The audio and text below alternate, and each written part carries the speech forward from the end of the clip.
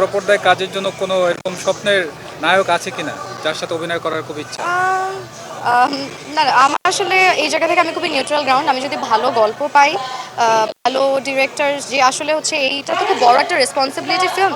So যে আসলে সুন্দর করে বানাতে পারবে, আমি ভালো গল্প পেলে। এখানে আসলে কো-আর্টিস্ট ইট ডাজন্ট ম্যাটার। বড় পর্দা নিয়ে এখন পর্যন্ত আসলে ওইভাবে পরিকল্পনা নেই। যদি ভালো গল্প পাই তাহলে অবশ্যই করবো ইনশাআল্লাহ।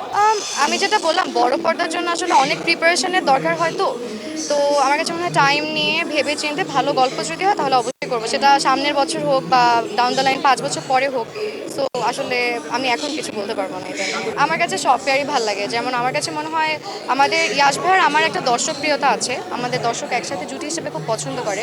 বাট জোবান ভাইয়ের সাথেও আমার খুব ভালো ভালো কাজ আছে। সো আমার অ্যাজ অ্যান আর্টিস্ট আমি আসলে খুবই নিউট্রাল। আমার দুইজনের সাথে কাজ করতে আমি এটা কম বেশি ভালো লাগে এটা আমি বলবো না।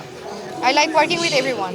ডিফারেন্স বলতে যেটা আপনি বললেন অ্যান্সারটা যে সিনিয়র সো এক্সপিরিয়েন্স অনেক বেশি, অভিজ্ঞতা অনেক বেশি। সো ওই জায়গা থেকে আসলে আমার মনে হয় সিনিয়র আর্টিস্টদের থেকে আমাদের অনেক কিছু শেখার আছে।